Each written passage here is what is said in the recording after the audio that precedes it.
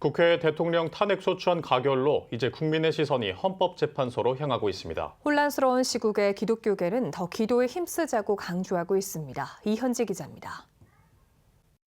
지난 14일 윤석열 대통령 탄핵소추안이 재적의원 300명 가운데 찬성 204표로 국회를 통과했습니다. 대통령 탄핵안이 통과된 건 대한민국 헌정사상 세 번째입니다. 표결 당일 여의도 앞에는 경찰 추산 시민 40만 명이 모여 대통령 탄핵을 촉구하고 나섰습니다. 이날 국민의힘 당사 앞에는 기독교인 400여 명이 모여 시국 기도회를 열었습니다. 반면 광화문에서는 대한민국 살리기 운동본부를 중심으로 보수단체가 탄핵 반대 집회를 열었습니다. 집회 규모는 경찰 추산 4만 명입니다. 한편 헌법재판소는 16일부터 본격적으로 윤 대통령 탄핵 심판 절차에 돌입합니다. 주요 쟁점인 대통령 비상계엄 선포의 위헌성과 뇌란죄 혐의를 두고 치열한 법적 공방이 이어지는데 결론까지는 최소 2, 3개월이 소요될 전망입니다. 혼란한 정국 속에서 기독교계는 정치적 입장을 넘어 나라와 국민을 위한 기도의 중요성을 강조하고 있습니다.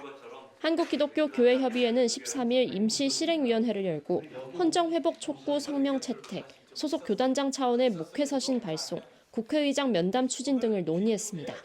교회협 회장인 조성암 대주교는 그리스도인은 자유와 평화의 가치가 위협받는 상황에서 반응할 필요가 있다며 정치적 동기나 특정 정당의 이익에 따라 움직이는 게 아닌 순수한 영적 동기로 시국을 우려하고 있다고 전했습니다.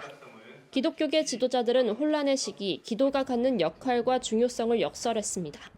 140년 전 가장 암울했던 때에 복음이 전해져서 빛이 되고 희망이 되고 길이 되었습니다. 전에 보지 못했던 미정유 위기입니다.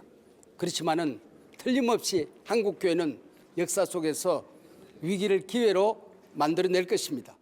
온전히 하나님을 섬기는 데 집중하면서 한국교회가 화합의 모델이 되어야 한다는 목소리도 나옵니다. 이럴 때일수록 하나님을 온 한국교회 성도들이 집중할 수 있어야 되고 진영으로 나뉘어져서 하는 혼란은 막지 않을까. 이 피로 얼룩진 지난 역사를 뚫어내고 하나님이 주신 참 아름다운 나라고 기회인데 애국하는 방식이 다르다고 해서 분열을 일으키지 말고 이럴 때일수록 좀 그리스도의 피의 공로로 하나가 되는 그런 계기가 되었으면 하는 바람입니다. 사회적 혼란 속에서 약자와 소외된 이들을 돌보는 교회의 역할 또한 강조됩니다.